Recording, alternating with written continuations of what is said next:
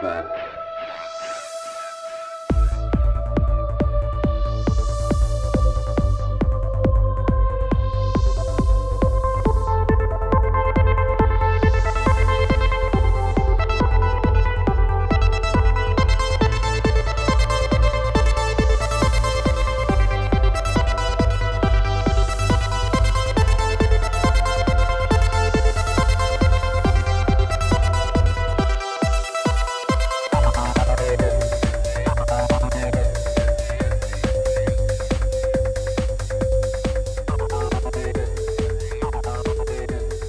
What's up? Another episode of the Ripple Effect Podcast. I'm your host, Ricardo Randes, also known as Ricky France, and a great episode for you today. Today we have author Etienne de Boetie and musician Grant Ellman. The reason why they're on together, one is because they share a lot of the same philosophies and perspectives on the world. But another reason is because Etienne's book, Government, the Biggest Scam in History Exposed, was one of the major influences to Grant's new song, Scam. And I'll put links to that music video and links to the book and how to connect with these guests all in the show description. So please go in the show description and check that stuff out.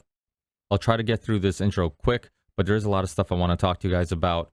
Of course, this is a value for value show. If you get some value out of this conversation or any of my conversations, there's a couple ways you can help support the show and keep this project growing.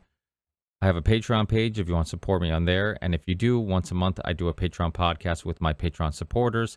I have a Rockfin channel, which is a YouTube alternative. But because, like many of you guys know, I've been banned off YouTube, you can support me on Rockfin. You can tip shows, subscribe to me, watch my episodes there. That all helps with me gathering some crypto from the website. I have a PayPal account if you want to donate to the show. I also have a crypto wallet if you want to donate some Bitcoin. And last but not least, I have a merch store if you want to get some hoodies, mugs, tumblers, kids' clothes, tons of stuff. So please check out the Ripple Effect Podcast merch.com. That will bring you right directly to the store. Or you can go to the one-stop shop, the rippleeffectpodcast.com or rickyvrans.com. It's my new website. You can find links to all my shows, Ricky Rants on Rockfin, links to the Union of the Unwanted and the Ripple Effect Podcast, all on there, uncensored. So if you're ever looking for those shows, if you're ever looking for what other platforms I'm on, social media platforms, video platforms, all the above, you can go there and find all that stuff. And you can also find all the options on how to support the show. And if you can't support the show financially, don't worry about it. Review the show, rate the show, thumbs up the show, subscribe to the show on all the platforms you listen to podcasts, and that all helps. And with all that said, the last other thing I want to talk about is how grateful I am of all the kind emails I get, messages on all the social media platforms I'm on, all the kind donations, everybody who goes on PayPal and leaves me an awesome little message when they donate some money, all the super kind reviews, all these messages, everything just gives me motivation to keep on going and keep on growing, which is really important because now more than ever, we need shows like these that are willing to have the discussions, the controversial discussions, the controversial guests, and not be afraid of what people are going to say or think or feedback or any of that stuff. Just truly go on this journey of discovering truth and trying to figure out the world around us. So thanks everybody who comes on this journey with me. I am very proud of this project, the Union of the Unwanted. I am so proud of all the guests we've been able to gather, all the amazing conversations we've been able to spark, all the amazing networking we've helped people do. And if you haven't checked out my other show, The Union of the Unwanted, which I do with Charlie Robinson, which I just did an amazing interview on his show. It was almost 2 hours. Tons of great feedback on my appearance on his show, the Macroaggressions Podcast. So please check out that show if you haven't yet, and check out specifically that conversation. It was a really fun discussion. And Charlie and I have great chemistry. And mostly because we do this other show all the time together called The Union of the Unwanted. And subscribe to the Union of the Unwanted. I've been very grateful to have amazing luck with gathering past guests of my show and just amazing people to come together and chat on that show. And speaking of amazing luck, just recently, a past guest of this show, Dr. Peter McCullough, and really a black belt in medicine, one of the best people to represent our case against what's going on and exposing the truths and the lies.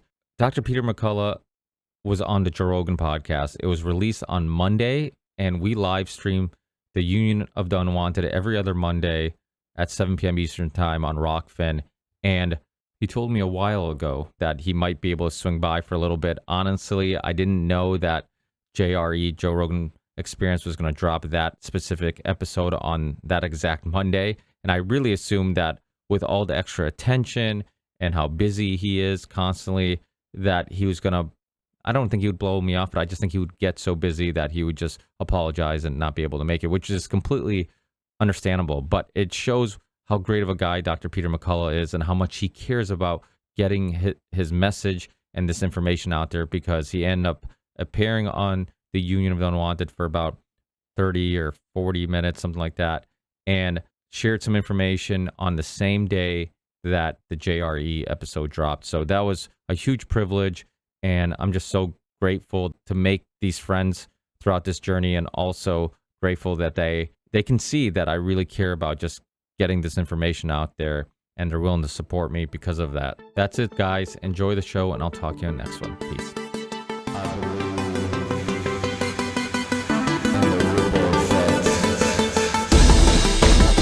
the way, it's very, very nice to meet you in person. Oh, thank you. Same here. Huge fan of your work, and super cool that I understand we're going to be doing a little Union of the Unwanted as well. Yeah, it's funny because I was just talking to Charlie this morning. He was telling me that you were going to join us Monday, and I'm like, oh, that's funny. I'm going to be talking to him this afternoon. So it was a small little coincidence. Yeah, I think it's going to be the last one of the year. So I'm trying to gather just a killer lineup. So I think it's going to be a big one. Well, I'm happy to participate. So I've been, like I said, a huge fan, and nice that we're able to finally connect.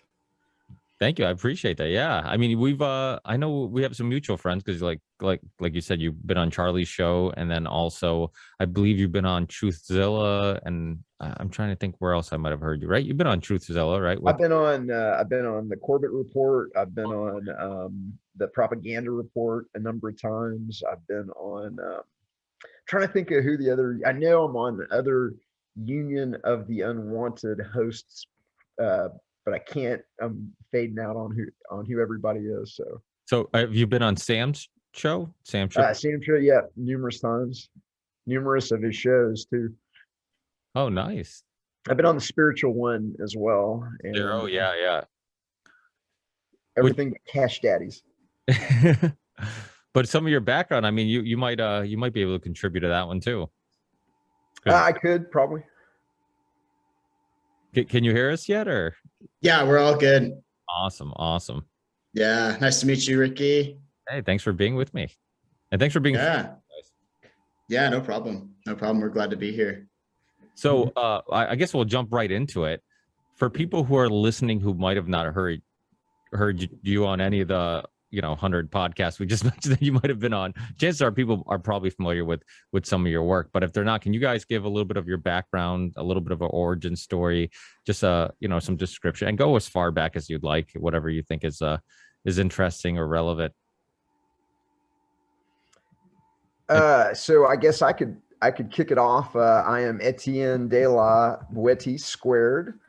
And my book is Government, the Biggest Scam in History Exposed, where I make the case that government was never intended to protect life, liberty, and property, but government was always a technique of what I call intergenerational organized crime to rob and control societies.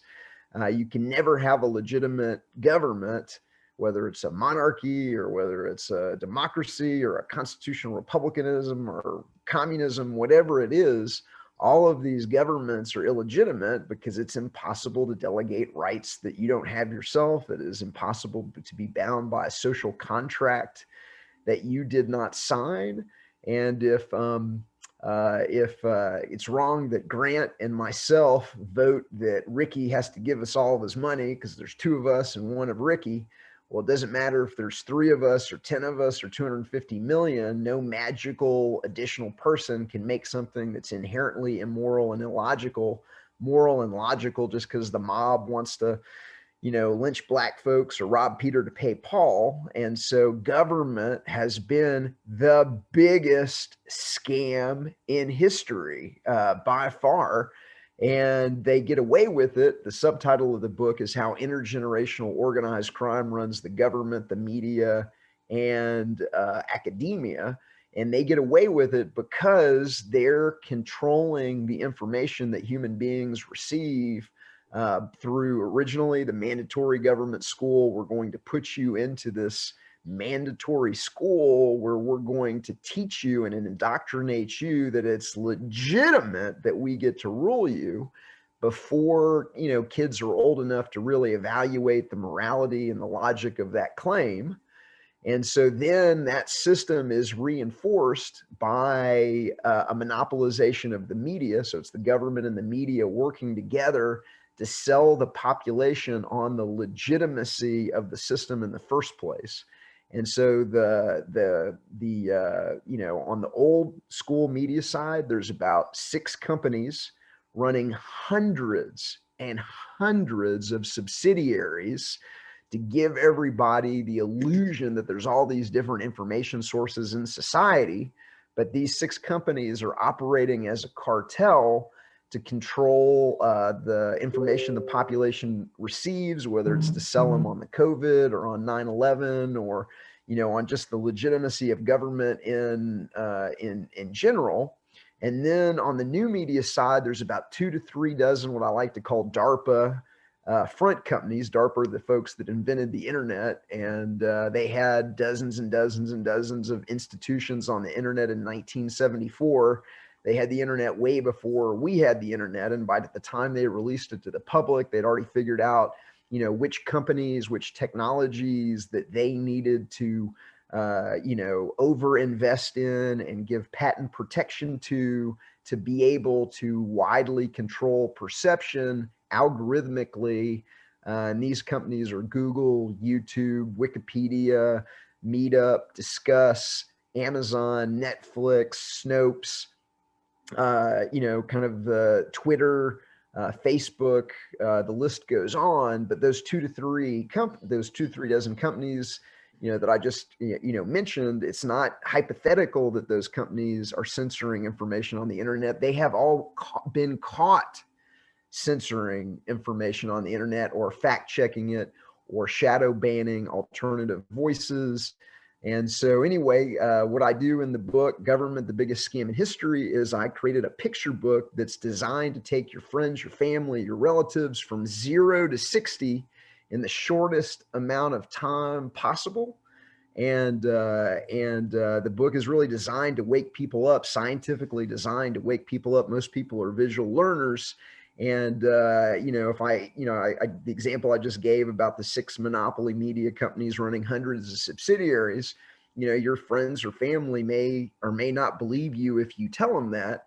But if you show them the media ownership chart in the book, then all of a sudden they're like, holy crap, there's 6 companies running hundreds of subsidiaries to give everybody the illusion that there's all these different information sources in society. And because they saw it, with their own eyes, they come to this deeper understanding. So my foundation is called the Art of Liberty Foundation, and we're trying to expose the criminality and the illegitimacy of government from a principled voluntarist standpoint. Grant, you want to go next? Yeah, absolutely. So not only are they trying to expose government from a principled voluntarist standpoint, they are exposing government from a principled voluntarist standpoint. My background, I've been a musician since the early days of my wee chap childhood. I was classically trained as a pianist as a 4 or 5-year-old, all the way up until I started playing in punk rock bands when I was in my middle school years, and then had a lot of success playing in punk rock bands, and then went into all of the college bullshit and wasted a bunch of time going through the school system. And now I'm at the point where I am also a professional musician again, and just working on spreading conscious music that helps to not only wake people up to what's going on, but also to help people to realize their own power and realize who they truly are on a deep level. Because I think that there's a lot of truth music out there that's just kind of exposing the criminality of the system, but isn't really helping to empower people to really step up to the plate and be the change that they want to see in the world. So my most recent song, Scam, that I put out, it got 30,000 hits on YouTube in just a couple of weeks. And it's having a pretty large impact so far at, you know, exposing the scam of COVID, the scam of government. It was really inspired by Howard's book, Government, the Biggest Scam in History. That's why we're on here together. And yeah, I'm of the mindset of wanting to expose as much as I can through music, but use music also as a heart opening tool that can help people to awaken to their true potential. It looks like you're also a musician, Ricky. You got some guitar and bass behind you there. So Yeah, I've had quite a few musicians on also. Music was always a passion of mine before I got addicted to podcasts. It was cool. I was originally a musician, played metal, always into metal music and industrial music. It was a combination of like electronic music and heavier music. And then after you get older and it gets hard to keep a band together. So as you probably know, people's lives get in the way, or some people become, you know, a little bit less reliable or whatever. And then I just kind of got stuck in just the everyday life type thing of just going to work, and kind of felt unfulfilled to some sense. I was doing a solo project called Theory 6, which is all my original music you hear on the podcast. But that got, you know, kind of hard to get a message out, because as you know, writing music, a whole song by yourself, or even like Grant, or like writing a book, same thing. Like these are long processes, you know, like writing a book, getting a song out, doing everything on your own is a long process. Nice thing about podcasting is I can record this conversation and I can get it out in no time, you know, so you can kind of get a message across, you can spark thought, you can kind of create a ripple a little faster. So I jumped on to podcasting because I already had the music equipment. I knew how to use Pro Tools. I had a mixer, I had microphones. I'm like, why not give it a try and do something, at least do my best to do, create my own ripple, regardless how far it goes. At least I'll feel like I'm doing something, which I think a lot of people need to constantly hear that, because it's, especially now more than ever, I think people are motivated to do something, because I've said this on the show numerous of times. A lot of stuff we're talking about today, we've been discussing for a long time, but because people got to go to work, people got to go to the gym, to the beach, go on with their lives while all these issues still existed, they didn't seem as concerned. And now that the issues have like seeped into their personal lives, where it's affecting their ability to go to work, affecting their ability to enjoy life, now it seems like people are a little bit more motivated. In the last year or so, we briefly talked about the Union Unwanted in the beginning of this. I mean, that show was sparked by the 2020. You know, a lot of podcasters started shows in 2020, YouTubers, a lot of content creators started creating content in 2020 because they were motivated. And these are new issues, you know, which I'm sure we're going to get into. Throughout history, there's always been people who want to control other people. This isn't a new issue. It's just now it seems like it's fast tracking. All the agendas are being fast tracked to some extent. But Grant, what's your opinion on it? Because it sounds like, you're a fan, obviously, of music. You're a music a composer, a musician. There is truth music out there, but I've had some musicians on in the past, like Enter Shikari from the UK, and 1 Minute Silence has been on from back in the day. They were kind of like the Irish Rage Against the Machine. And a lot of these bands that I'm like, I like them because they're politically aware what's going on. They have a message. It's not just, I mean, there's nothing wrong with songs about like your ups and downs of your life, but those are a dime a dozen. It's much harder to find music that comes from somebody who reads philosophy or somebody who understands history. But it seems like a lot of those artists, you look back, now looking back, I'm like, and not the ones I refer to, but other ones that I like, I'm like, wow, these guys weren't raging against the machine. They just raging against a machine, but they won't rage against a machine that has the same ideologies. Like, have you lost respect or had issues with some of the artists that you grew up loving, looking at how they've reacted with COVID-19 and the vaccine mandates and all these things? Yeah, absolutely. So just like you, I have a background in metal music. I was super into prog metal for a little while, and that was like my in my adolescent years, just like raging and wanting to get out some of my like sacred masculine energy and express that. And also, you know, punk rock, and now I'm a reggae artist and I listen to a lot of reggae music. And, you know, reggae in its true roots is rooted in Rastafari, which is not a religion, but it's a way of being similar to Buddhism, where it's like, do no harm. It's very much aligned with agorist, voluntaryist principles of do no harm, don't commit aggression against other people, and work on yourself, change the world from the inside. You know, that's very much what it's about. And what I've been noticing over the last couple of years is a lot of the artists who are reggae artists, people who I looked up to or thought that I looked up to, they're now just going along hook, line, and sinker with the whole narrative. And they're continuing to tour with these big, you know, tour promotion companies, Axis, Ticketmaster, you know, all of the big music industry companies and all of the big record labels who, you know, they're all rooted in Satanism, in my opinion. Hollywood is rooted in Satanism, and much of the music industry is also rooted in Satanism. And so from that perspective, you know, if these people are taking a paycheck from satanic organizations, then they're not going to have the freedom to express truth in any kind of real way. And it's made me realize that a lot of people who I looked up to, you know, I'm not going to name any artists, but a lot of the California reggae artists, as opposed to the true Jamaican reggae artists, there's a definite divide there. So I've found myself trending a lot more towards artists like Jesse Royal, Chronix, Protege.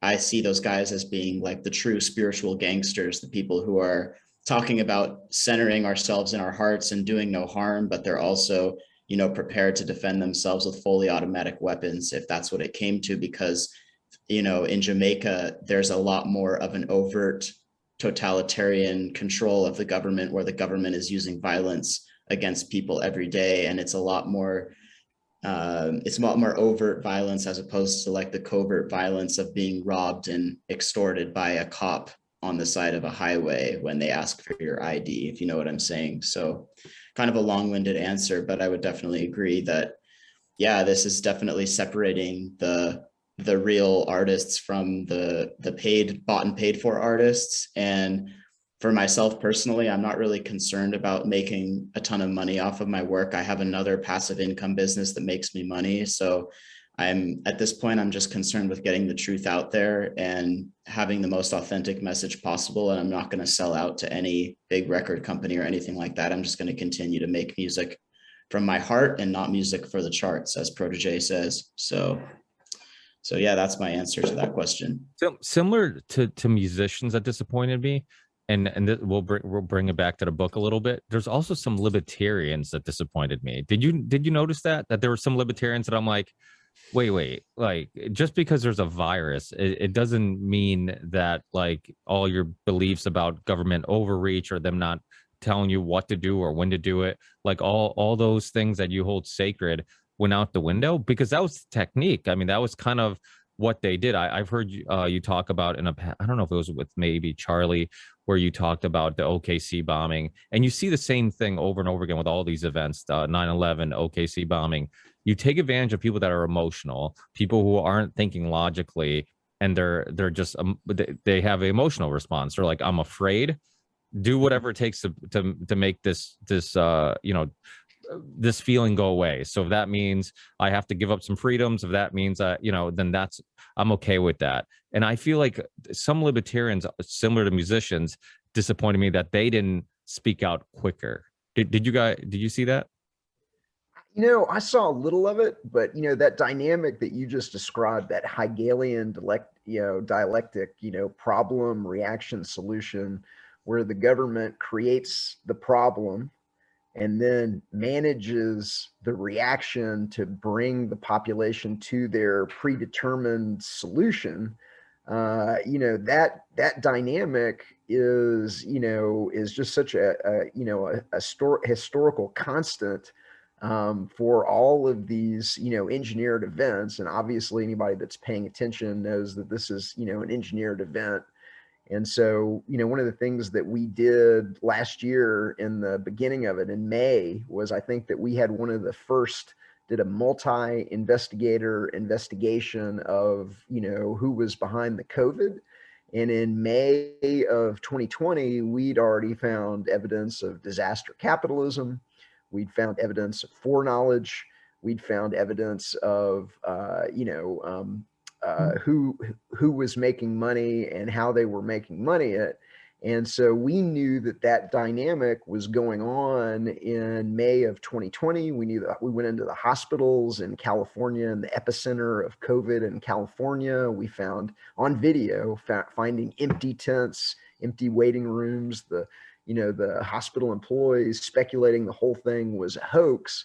And so, there obviously wasn't any pandemic conditions even in the epicenter of COVID in California. And if you know anything about, California and the amount of Chinese that come in and out of California on a regular basis because of, familial ties and migration, if it really was a pandemic that's spread from China to the United States, if you don't really have a pandemic in California, you don't have a pandemic anywhere. I mean, it's just, that would be the epicenter.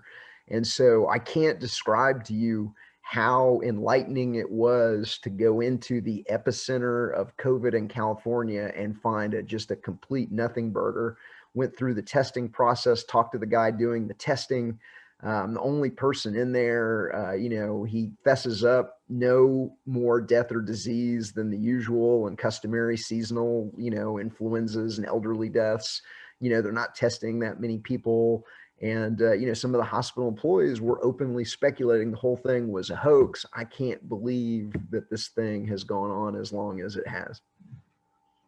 I'm with you 100%. It still boggles my mind that people are still falling for it. Every time there's a new variant and then news decides to ramp it up a little bit, people are like, well, we don't know about this one. What about one more booster shot? Just one more. I'm like, if the vaccine didn't work the first time or the second time or the third time, why would it work now? And it's just, to me, it's so obvious now that there's just some people you're just never going to reach. Like they're so stuck in these political games and even if you do reach them, it's almost like people know the media is lying. They know big pharma is sponsoring propaganda over and over again, that they're profiting. I mean, their profits are, they're breaking records.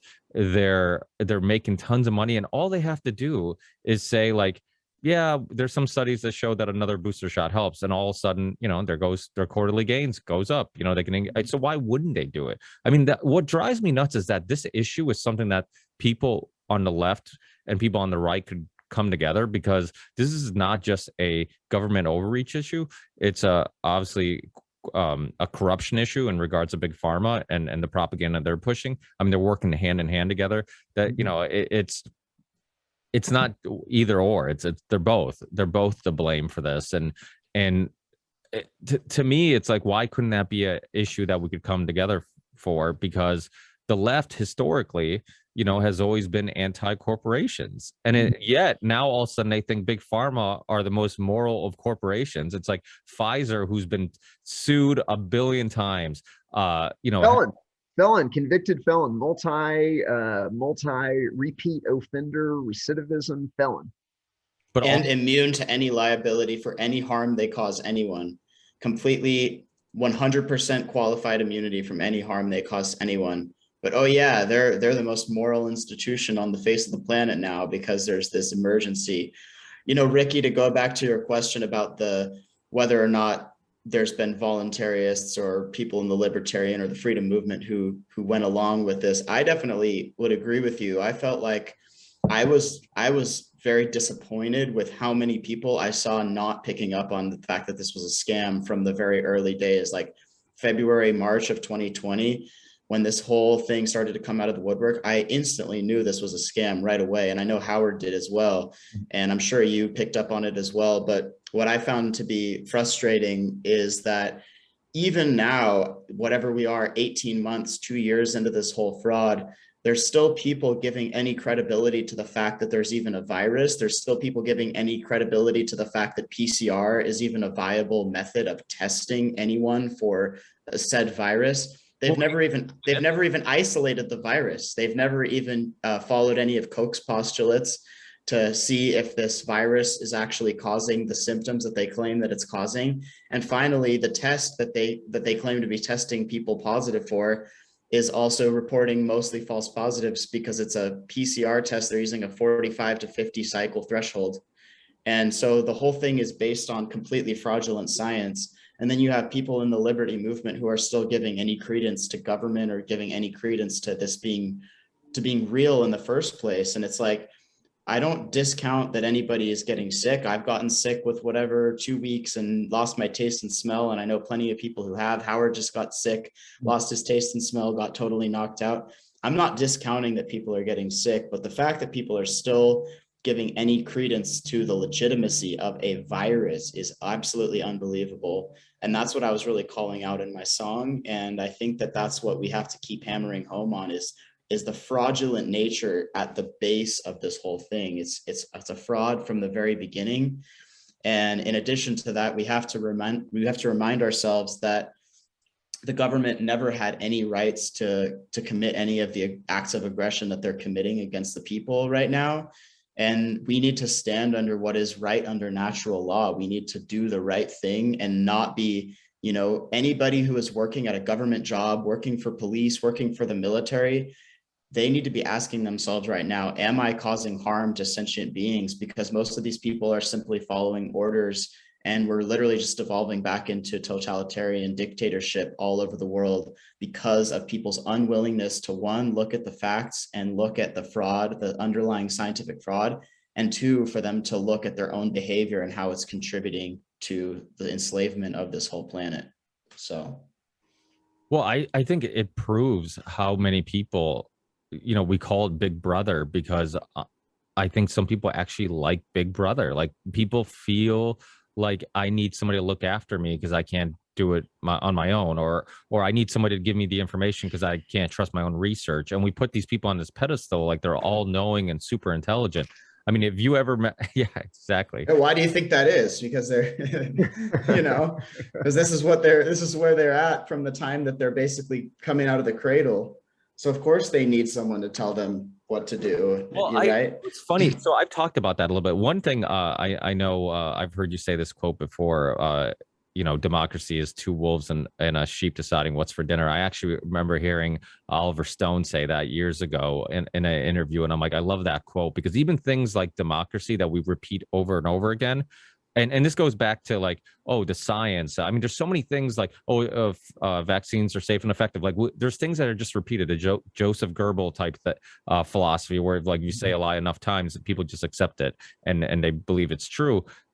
Democracy is good. Democracy is good. It's like one of those things. We're fighting for democracy. You just keep pushing this idea that it's always good. But that two wolves and a sheep deciding what's for dinner quote, it really breaks down. It's like, democracy isn't always good, and even things that we constantly never good. It's a scam. The fact that people think that it's good is because they were indoctrinated with that idea before they were old enough to really evaluate again the logic and the morality of that claim.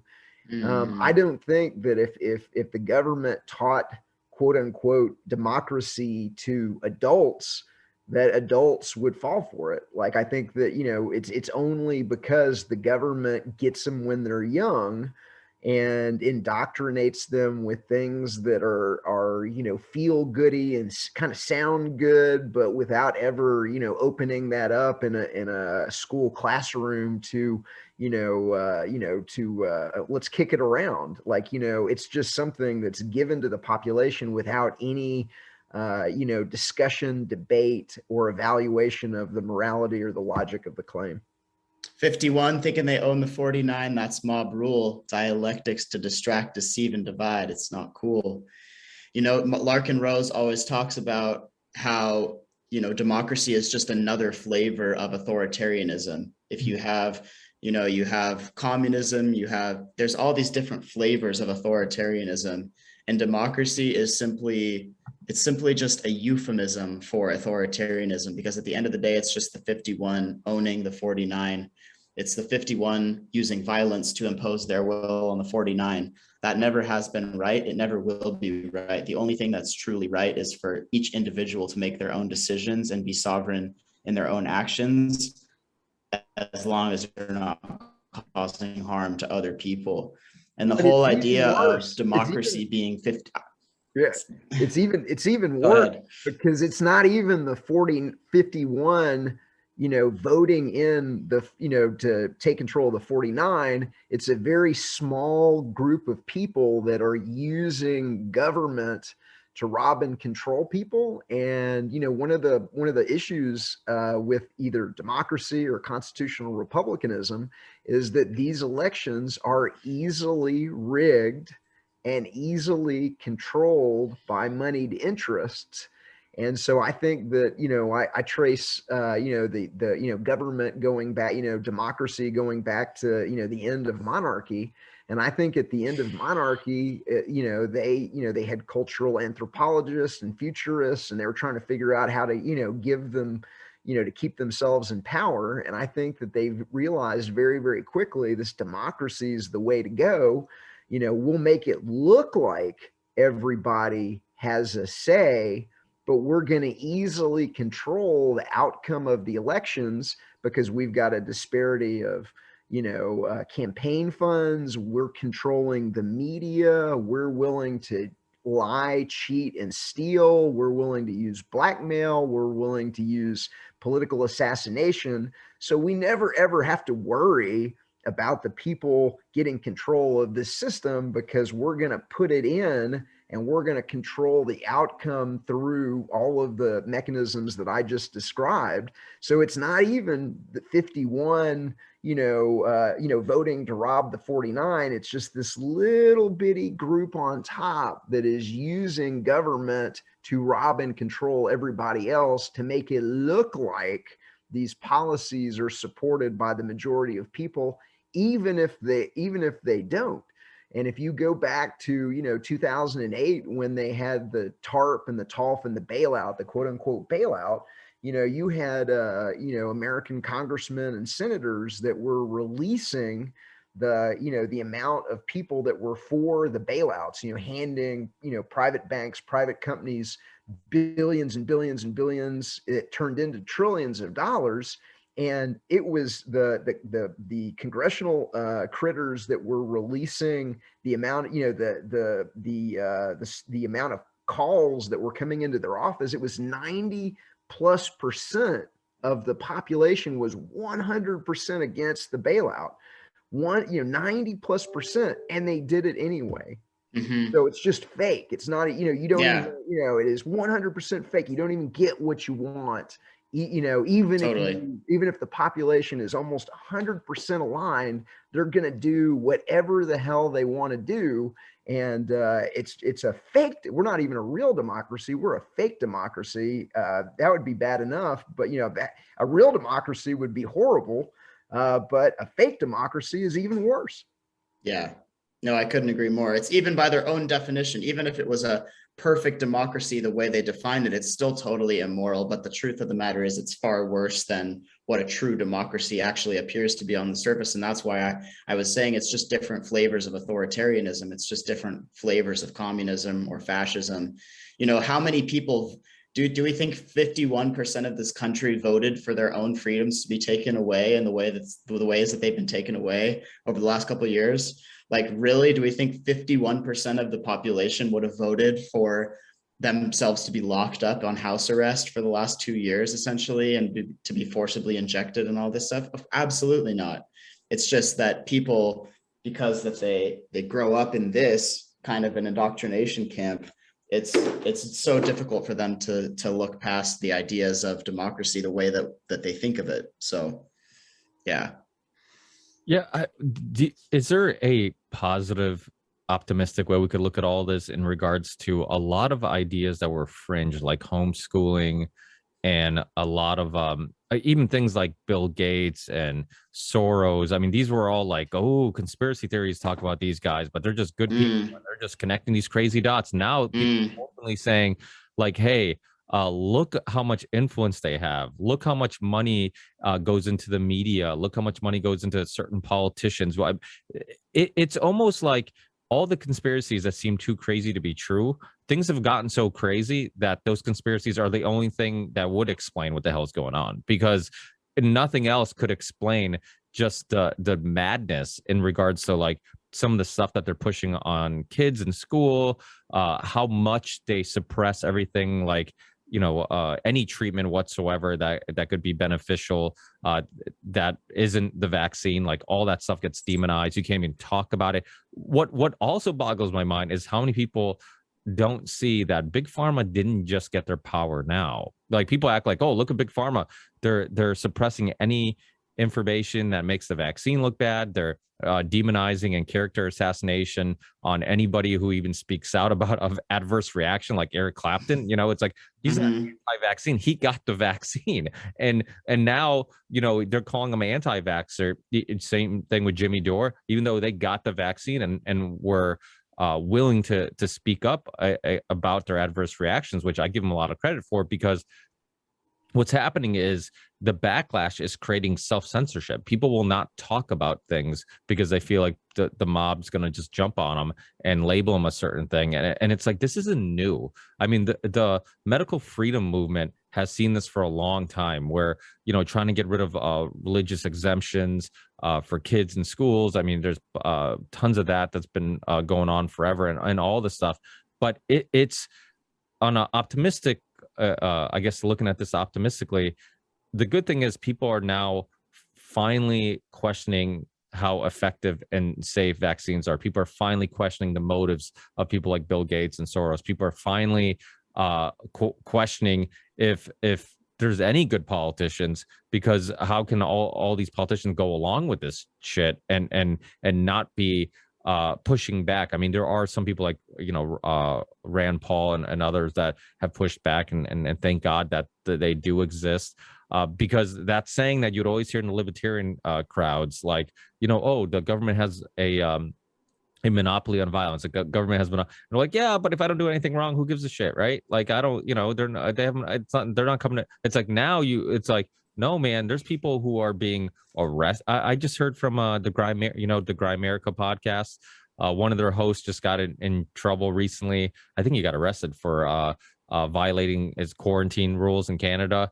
Like, he left his house. Who knows what he was doing? He was probably just leaving his house to get groceries. And I mean, it's gotten so, what you see, what's going on in Australia, in Germany, in Spain, France. I am very disappointed in my own home country of Portugal, stopping vaginas and go out and protest. I mean, they're one of the most vaccinated countries in the world. They're too nice for I don't know if it's beach life. Maybe you're just too relaxed. I don't know what it is about Portugal, but I'm like, why are more people upset? I had family members that just came here from Portugal, and they're like, oh my God, I can't believe how much people are willing to get together and stuff here. And I'm like, this is Massachusetts. I'm like, if you go to freaking Florida, it's like Cancun. I mean, it's like, I'm like Portugal, people are still afraid because of the media, and that's the other thing. All of this is a fucking illusion. That's what people have to wake up to. Like, if you went outside and you're like, okay, where's all the dead bodies? I saw videos of dead people in the street in China. I don't see that. Where's all the hospitals that are filling?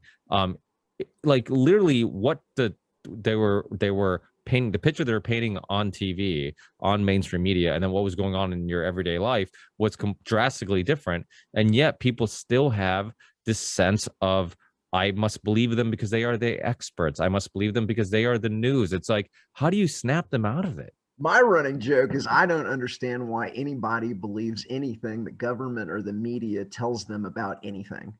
The government and the media have been caught lying to the American people on so many different occasions, whether it's the Gulf of Tonkin incident, whether it's Kuwaiti babies tossed out of incubators, whether it's the Pentagon's Bishops Fund scandal, or the Fat Leonard scandal, or, the Syrian Danny, that, there's so many, like, not just, getting caught little fibbing, but just telling absolute bold-face lies to the American people that have resulted, whether it's weapons of mass destruction in Iraq, or whether it's portable anthrax generators, or whatever it is, after the government and the media have lied to your face 5, 6, 7, 8 times, and not just like little bitty lies, but lies that cost hundreds of thousands or millions of lives. Like the media is willing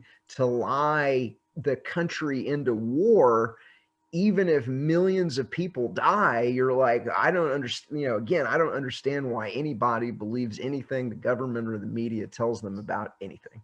We're like that person in a relationship who has the abusive spouse, and they're like, I know he hits me, but he's better now, and it's like he's telling me the truth now, or he's gonna do. It's like they're gonna elect someone new. Oh, we'll just elect someone new, and it'll all be fine. No, but to go back to what you were saying, Ricky, about like looking on the positive side, I do feel as though a lot of this is definitely revealing their cards. They're definitely showing their cards. And last night, Howard and I were having a conversation with our friend about how this whole scam came right on the tail end of the whole Epstein thing. So right around the time when all these people were waking up to the fact that there's a massive satanic pedophile cult that is really the entire government, and most of the politicians are in on a giant satanic pedophile ring. That was when this whole thing came into being to, distract, deceive, and divide people away from, what could have been a potentially massive awakening. And, they might have staved it off effectively for a little while, but I also think that there's just so many people. My entire family was completely asleep. I was like the black sheep of the family for many, many years, trying to wake up my family and tell them what was going on. And all of them had to admit to me in the last several months or the last year or so, they were like, all right, Grant, you were totally right. Like the government's totally a scam. This whole thing is totally a fraud. And I think that, the media isn't, of course, reporting on how many people are waking up. The media is never going to be, it's kind of like that saying of the revolution will not be televised. The media is not going to report on the 110,000 plus people who are just gathering in Rome in solidarity and in freedom, or the hundreds of thousands of people who are gathering in Melbourne or Brisbane. The media is never going to report on these things, but if you're paying attention and you've got your ear on the ground, you can see that there's a massive awakening that's happening. So I guess to kind of get to your question about the positive outlook, Howard and I both believe strongly that we're going to win this thing. And we hope you're on the same page with us. We're definitely going to pull through and win this thing. And we just need all hands on deck. We need everybody who has that little creative inkling, that spark that they want to do something to help and help to wake up the masses, whether it's through music, through art, through poetry, painting, podcasting, whatever it might be. Get off your ass and do something. I mean, my entire music project, this current project that I'm working on, was pretty much built all during the lockdown because my partner and I both were completely put out of work in the ski town that we lived in. And we put together a 2-hour live set and an EP and a music video and started our entire project all while this whole lockdown was happening. And I know, kind of going back to what we were talking about initially, this is giving people the opportunity to realize that, this is right in front of your face, and you either have the choice to lay down and fall asleep and do what a lot of people in Australia are doing, or let's stand up and let's all come together. And there's just no time for us to be arguing over the minor details of like, oh, this thing or that thing. There's so many little points of contention that people are arguing about, even within the freedom movement. And I think that it's time for us to just let go of that stuff and to just come together and realize, look, we really only have one chance to overthrow this massive control system. And right now we have the best opportunity that we've ever had. So I want to jump in there too real quick, because I agree with everything that Grant just said. But one of the things that makes me very, very optimistic is, I've gotten a chance to talk to people that have, used my book to successfully wake up their friends and their family and their relatives and their colleagues. And once you wake somebody up, once you give them the basics, once they realize, there's like two pillars that kind of have to fall. Number one, when they really get it, that government is illegitimate, just 100%, You can't have a legitimate government no matter how you do it. There's no way to delegate rights you don't have yourself. There's no way to be bound by a social contract you didn't sign. Like, once you really get that in somebody's mind, and then once you get in their mind that it's the government and the media working together, and it's the whole media, and so it's a monopolized media system that is being used to control every screen, to be able to try and engineer a group consensus on wherever this organized crime system is trying to lead the population. Well, once those two pillars fall in your mind, well, you don't go back to government. Like, nobody gets chumped into thinking that, it's like, once you realize there's not really a Nigerian prince, you're not really going to be sending anybody, money, over Western Union just because you got an email and, whatever. And so once people realize that there is a, man behind the curtain in the media, or once they realize government is illegitimate, they barely, now you know how the magician does the trick, so you don't get fooled by the trick. Well, that's a revolution that's only going in one direction. Okay. Nobody, gets fooled by government and then figures it out and then goes back to getting fooled by the government or the media again. And so this revolution is only going in one direction. And it's, I believe it's like a beach ball that's being held underwater. And I think that it is going to sweep around the planet. People are going to go, oh my God, it's been a scam the entire time. It's been the biggest scam in history. It's a scam. The government and the media, they're in on it together. And that's just going to go around the planet, like lightning. And so, I mean, I think we're not there yet, but we're getting close. Well, I hope you're right. And the only thing that makes me a little worried is that, just like the Epstein thing, when, years ago, I remember I have Nick Bryan on, who wrote the Franklin scandal. And just anytime you hit on these topics with the elites being linked to human trafficking, child trafficking, pedophilia, any of this stuff, it was like the darkest of darkest conspiracy theories. People would look at you and just think you're crazy if you ever brought it up. And even though there's quite public examples of it, like Dennis Hastert and others, but it's people are like, no, that can't be true. Not all these people can be. And then once it came out, I remember I'm like, this has to red pill so many people. But and then COVID happens, and people are like, no, they're telling the truth now, And I'm like, wait, they literally? I mean, remember? Did you guys see that video? It was what was her name? The ABC lady who I think it was actually Project Veritas who got the recording of her having a personal conversation about how she had the whole story, she had all this information, and ABC's like, no, you're not reporting on the story, you can't talk about it, you can't whatever. People know about the sweetheart deal he got in Florida, Epstein, and everybody even linked to that. It's like, well, this is above my pay grade, I couldn't touch him, whatever. So it's like, all this crazy suppression of this story, and then it finally goes public, and then people choose to believe the media this time. People choose to believe the government. Some people. Yeah. I mean, I hope you guys are right. I hope it is. I think there are a lot of examples of it trending in the right direction.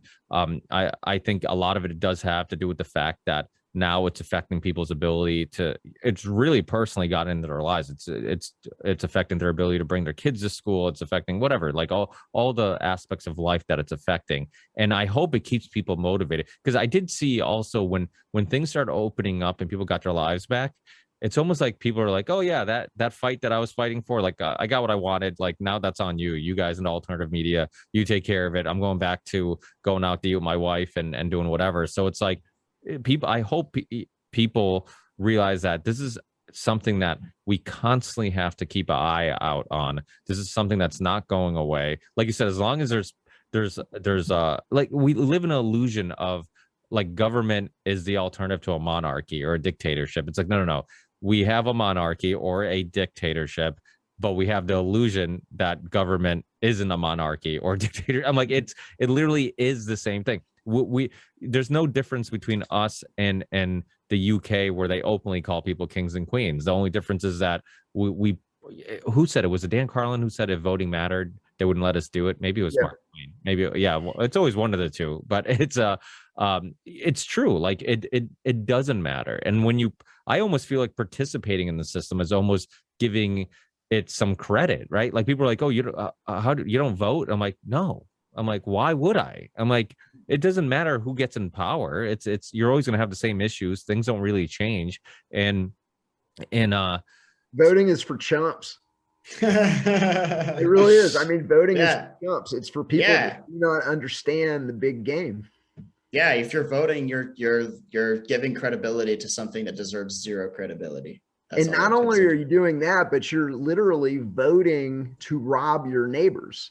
Yeah. And so, you know, I use this example a lot, but, you know, if you listen to the Republicans, their pitch is, you know, elect our guy and he's going to rob everybody and he's going to put these, you know, policies into effect. And the Democrats are like, no, you know, elect our guy and he's going to rob everybody and he's going to put these policies into effect. And then you've got voluntarists that are like, hey, why don't we not rob anybody? The world is a self-organizing system. It produces spontaneous order. Everything the government does would be done better, faster, cheaper by the free market, by mutual aid societies, by real charity, by nonprofits. And we don't need government. And that's the other big secret of government. The biggest scam in history is we don't need government. Whatever you want government to do that is non-redistributive, you can't rob Peter to pay Paul, but whether it's roads or whether it's armed protective services that they call the police, or dispute resolution that they call the courts, or you know, air traffic control, all of that could be privatized and everybody would get a better result than trying to do it with this crooked, you know, organized crime middleman in Washington, D.C., you know, taking, you know, 50% of everybody's money and just wasting it through, you know, waste, fraud, and abuse. And so, you know, once you get that and understand kind of the market mechanisms of the free market, the invisible hand or capital creation or whatever it is, and you're like, oh, well, we don't need government. And again, it's just that revolution that's only going in one direction. Yep. Who were your biggest, both you guys, like who was a big inspiration in regards to your own personal philosophies and taking you down this journey that led you to where you are now, you know, in your outlook in the world? By far the biggest one for me was Mark Passio. I've studied all of his lectures ad nauseum, as he would say, and I don't think there's anybody else out there who is getting into the causal factors of human slavery on a deeper level than he is. And if your audience isn't familiar, I'm sure a lot of your audience is familiar with Mark Passio, but if you're not familiar with him, I highly recommend checking out his like 8-hour-long seminar on natural law. Yep. And he essentially just outlines what natural law is. And I can just give a brief synopsis of it. It's essentially, you know, humans do not have the rights to, like Howard says, we don't have the ability to delegate rights that we don't have to other people. So I can't say, hey, Howard, I'm going to scribble some fancy stuff down on a piece of paper and now you have the right to rob your neighbor. If Howard didn't have the right to rob his neighbor, then no amount of fancy scribbling on a piece of paper is going to give him that right. And natural law is just the understanding that there are inherent binding immutable laws in creation that govern the consequences of human behavior. And a right is an action that does not cause harm to other sentient beings, and a wrong is an action that harms other sentient beings. And if humans follow these objective understandings of right and wrong, if we just choose to not commit acts of aggression for a paycheck, or, you know, because we were indoctrinated to think that it was right for us to harm other people, we wouldn't live in an enslaved society. As society acts more morally and does the right thing in the collective, we become a more free society because people's rights aren't being trampled on. As society acts more immorally and thinks it's okay for them to trample on other people's rights, society becomes more enslaved, like Australia is a perfect example of right now, because a bunch of immoral order following pieces of shit are over there thinking that it's okay for them to take a paycheck in exchange for locking people up in modern day concentration camps and, you know, bringing people to these quarantine centers and all of the immoral stuff that's going on. So yeah, I would say Mark Passio has been a huge influence. Howard's been a big influence. I love Howard's book. highly recommend you all go and check this book out. It's literally just chock full of dank memes, powerful information that exposes the criminality of government and the media. And it's a really powerful tool, one of the best ones out there for helping to wake people up to the fraud that's going on. For me, it all started with Ron Paul. And so that was kind of the entree into libertarianism. But that led me to, in my youth, I worked at one of the big four think tanks, and we had an intern program where we would kind of teach them the best of the ideas of liberty. So I was exposed to, Rose Walter Lane, F.A. Hayek, Ludwig von Mises. Ultimately it led to Larkin Rose, and that was the ultimate. That Larkin Rose was the piece of the puzzle that moved me from being a libertarian to a voluntaryist. And then again, Mark Passio was the person that really brought in that natural law understanding that, to Grant's point, the voters today, they really are reaping the karma of voting to rob their neighbors. So they're voting to rob their neighbors, and because they're voting to rob their neighbors, they're getting robbed themselves. And so that that karma is always operating in the universe at full power.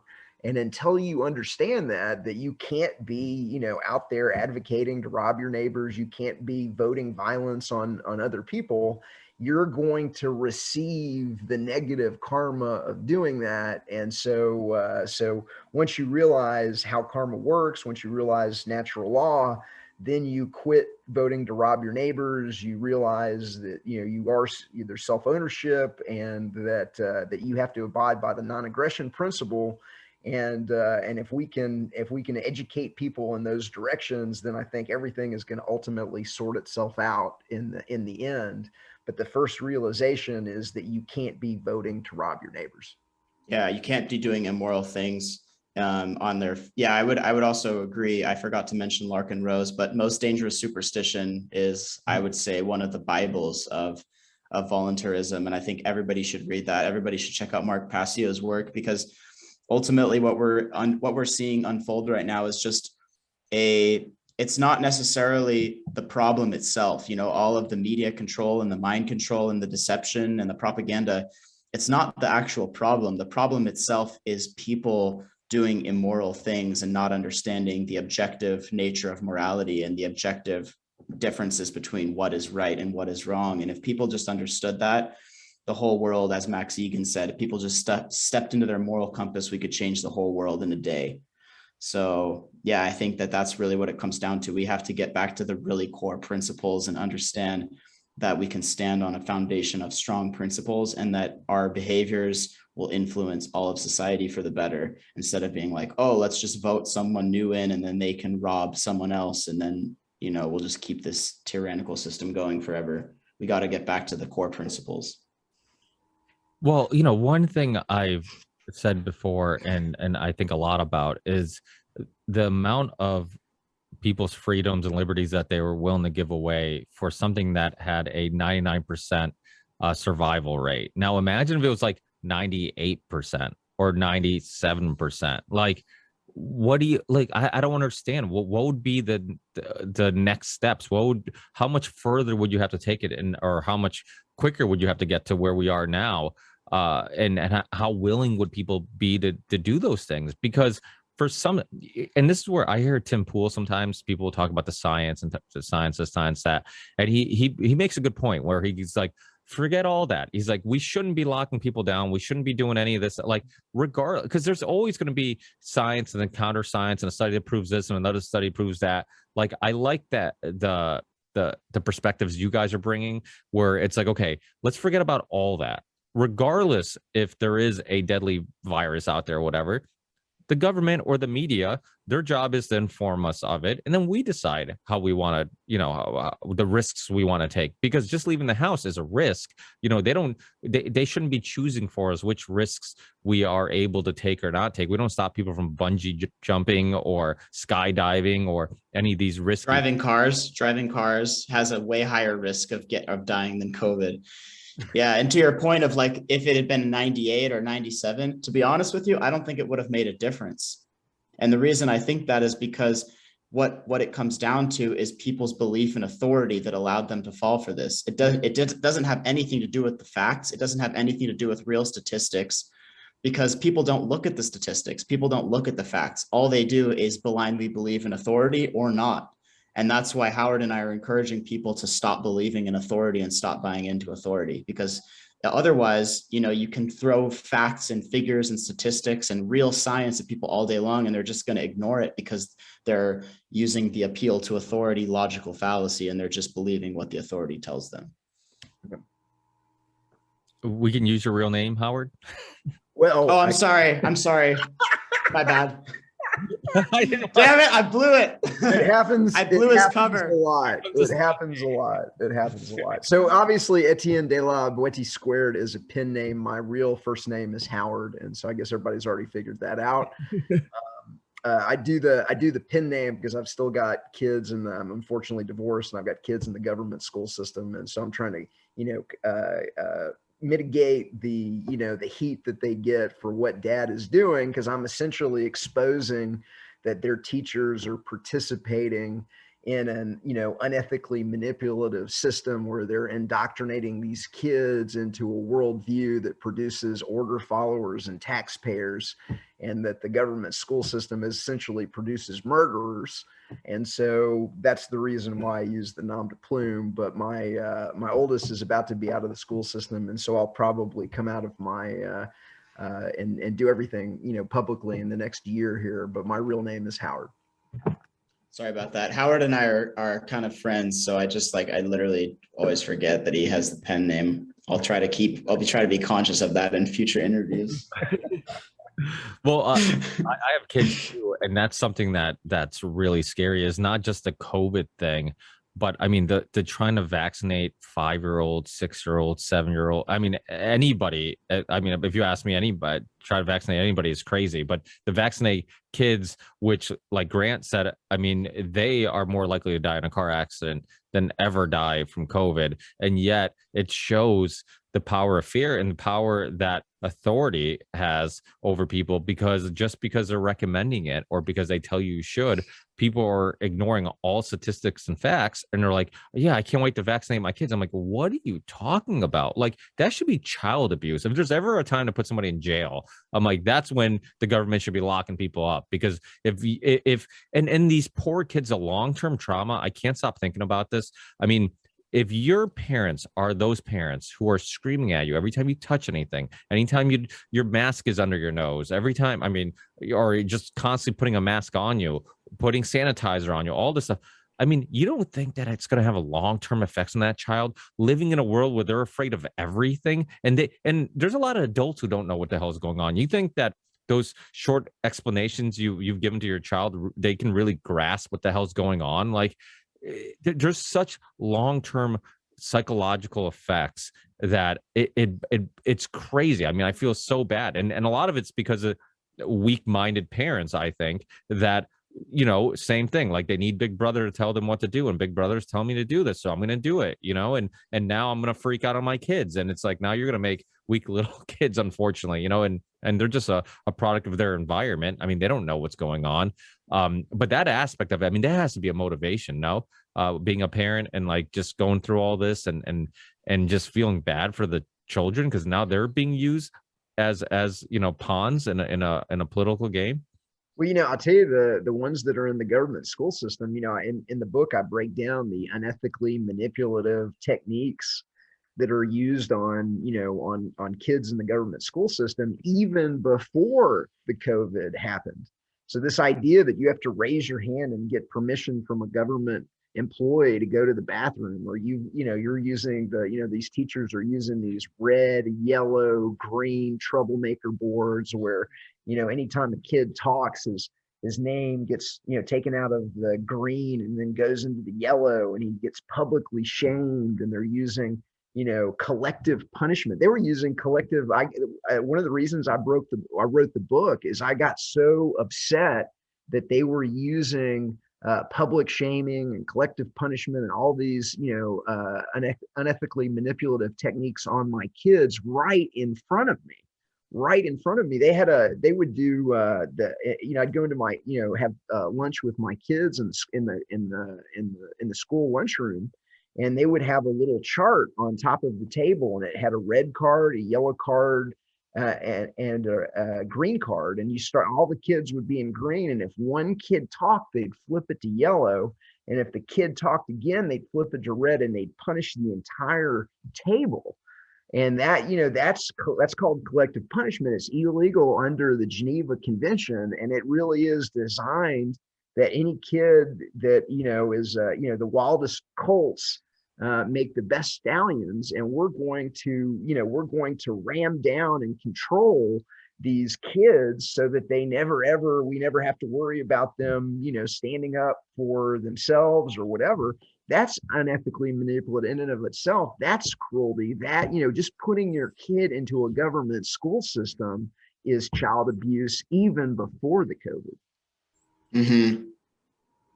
Yeah, I'm not a big fan of schools, to say the least. I barely graduated high school, and I dealt with my own issues with school because, they almost convinced me I didn't like to learn. And then after I left high school, and I'm like, deep into history and philosophy and all these things, I'm like, wait, apparently it wasn't that I didn't like to learn. They just sucked at teaching me or information across. Or John Taylor Gatto. Yeah, absolutely. I'm a huge fan of John Taylor Gatto. That completely changed my entire perspective. Looking at his work changed my entire perspective on the school system. And when I have children, I don't have children yet, but it's going to be totally self-directed learning, because all of the things that I've learned that have been valuable, useful skills in my life, all of my music production skills and video editing and all of the things that I actually do to make a living, and the business that I run, literally everything that I do that's useful to me was completely self-taught. There's nothing that I learned in school that has actually really helped me to function in society in any kind of a useful way. Most of it, I just felt like it was a waste of time. I'm not saying that 100% of school is invalid, but I do think that we can learn so much more effectively if we just are guided by what we're genuinely passionate about, and we use our passions to guide us in the direction of learning things that we want to learn. We learn far faster and far more effectively in that way. So especially young children. So yeah, instead of just asking them to regurgitate information that they don't understand why it's relevant or why it's important or anything like that. When you relate something to, if a piece of information helps me better understand myself or the world around me, I'm going to hold on to that information, Mm-hmm. But if it's just a basic number or date or name, I'm going to forget it. So it's, and then they get mad that's why I get mad even at homework. Like, my kids aren't doing homework yet, but I'm like, these teachers better not give my kids any homework. They have my kids 6 hours a day. If you can't get through to them in 6 hours, I'm like, then you suck at your job. When they're home, I'm like, I'm going to be doing unschooling. I'm going to be going over what the hell the school taught you or what ideologies they're forcing on you. And I'm going to make sure that if there's anything I don't like, we're going to dissect it. We're going to talk about it, because there is a fear of that. Parents have to be, if your kids are in a public school, you have to be more hands-on, not in regards to help them out with what their projects and stuff. That's great. But I'm saying hands-on with try to actually figure out, what are they teaching them? And is a teacher pushing their ideologies on my kid? Is there, is there a school system that's pushing? The answer is yes. The answer is yes, guaranteed. Guaranteed. And the only solution is take them out, or do your best to take them out, or unschool them, or do your best to deprogram. But I didn't realize that you had kids in the government school system. I'll just tell you this. I thought when my kids, when I couldn't convince my ex-wife not to take the kids out, I thought, oh, I'm going to be able to, handle this situation. I'll be able to, educate them as to what the way the world really is. No, you can't. You cannot compete with 35 hours a week. I'm just going to go ahead and you're going to lose. You're going to lose. I lost. It wasn't even, not only did I lose, it was like I wasn't even in the game. You know what I mean? I lost so bad that I was shocked, and still to some degree, There is absolutely no way you're going to win. It is that bad. I assure you, as somebody that is, now, got, a 17-year-old and a 19-year-old that have been through the program, they have been affected by it. And it is one of the great, tragedies in my life that I wasn't able to stop that. I want to share a couple more things on that. I know we're getting towards the end of the time here, but give me your child for the first 7 years of their life, and the seed that I plant will never be uprooted. I believe that was a Rothschild quote.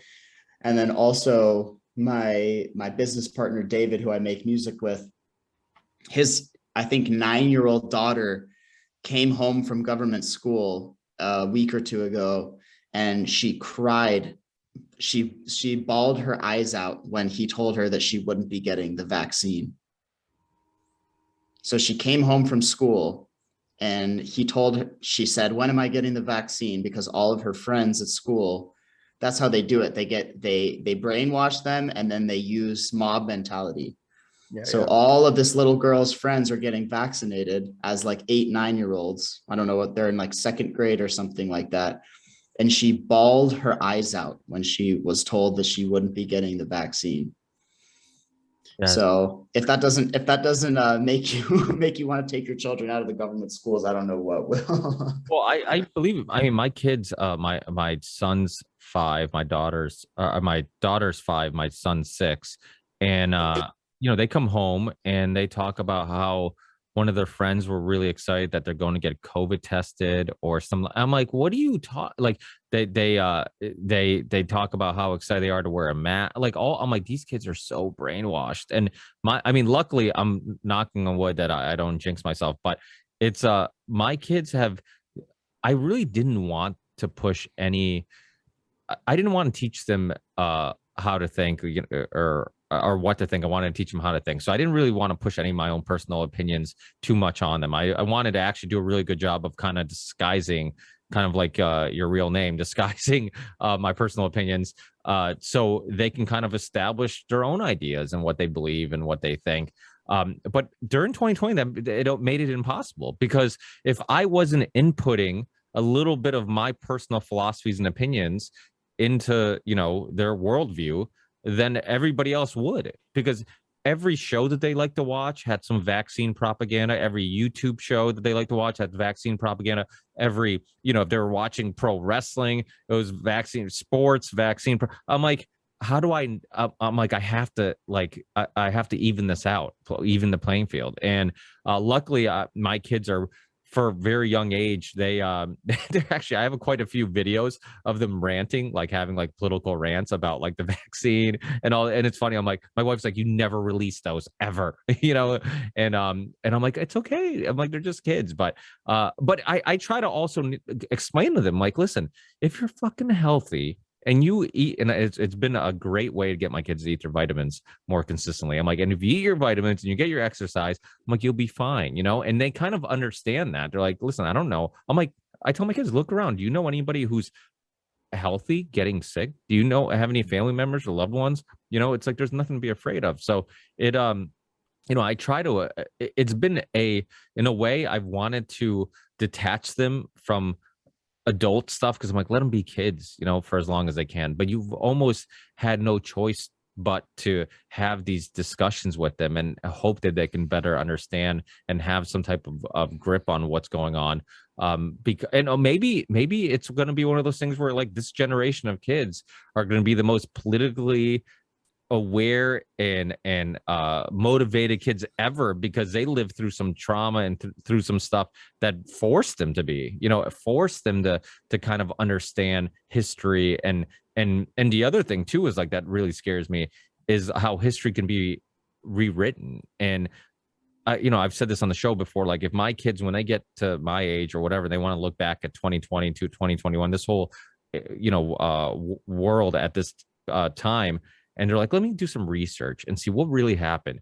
What are they going to find? They're going to find that the vaccine saved the world, and Dr. Fauci was the second coming of Jesus, and all this. It's like, they can't. That's why podcasts and musicians and books and all these other methods outside of the mainstream media that are helping put out these messages and putting out this information is so crucial, because if not, if we don't exist, then the only information people have is that mainstream media, and then everything else just sounds a conspiracy theory. And I know you've used what is it, you have an alternative phrase for conspiracy theory. What do you call it? I'm not a conspiracy theorist. I am an organized crime researcher. Exactly. Yes. Which is actually a great way of putting it, because that's literally what most conspiracy theorists are doing. They're looking into organized crime, and they're investigating it and then exposing it. And so it is funny how that term's got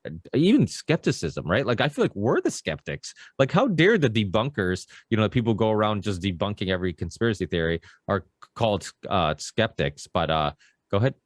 Well, I was just going to say that one of the things that I think I'm most known for is coining the term intergenerational organized crime, and pointing out that this is an intergenerational organized crime system, and that really is the key that unlocks all the locks.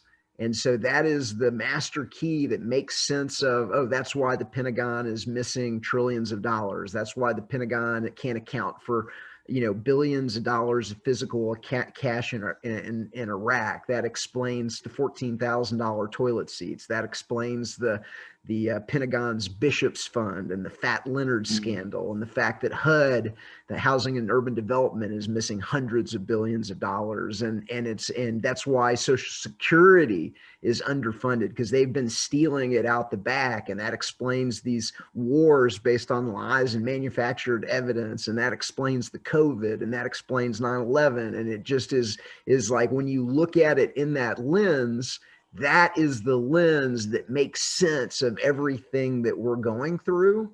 And so I've been very, very successful in, I think, getting people, framed, to take a look at this as intergenerational organized crime, versus, it's not a conspiracy theory, it's an organized crime theory.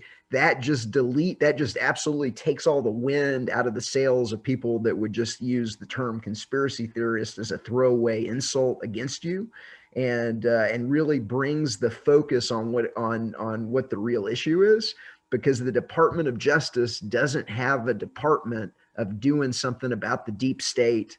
The Department of Justice doesn't have something about, department of doing something about the Illuminati. But if you say, hey, this is intergenerational organized crime, and let me show you where the money goes, and you can track the money, and you can, follow the money, then there's an expectation that the Department of Justice get off of its ass and do its fucking job. That's a good way of ending it. For people listening, can you guys let them know where they can find your work, where the best places to find your music, find your book, connect with you guys if you're on any social media platforms? Whoever wants to go first. Yeah, for me, it's all of the music is available at presencemusic.com. It's spelled with a Z, so you can think of it like we put the Zen in presence, PREZENCE music.com. I'll drop it in the chat here, so you can put it in the show notes for your guests. And yeah, that's where all of the music is at.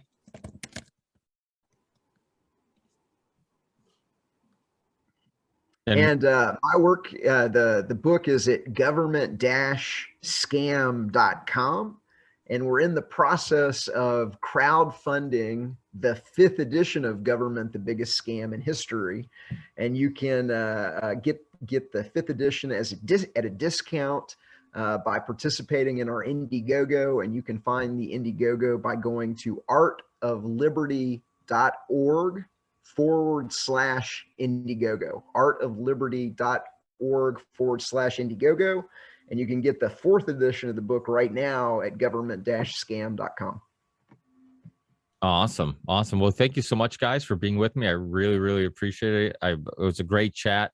I think, like I said, now more than ever, we need people who are willing to push back and be outspoken. And thank God that there's musicians and authors and podcasters, and we're going at it from all different directions. And hopefully we're all creating a ripple towards a positive outcome. I mean, I like having an optimistic ending to this show, because we've had a lot of down and dark shows where it's really hard to see the light at the end of the tunnel. But I truly do believe there is a light at the end of the tunnel, and hopefully, you know, we will prevail and things will turn out for the best. So, but I'll see.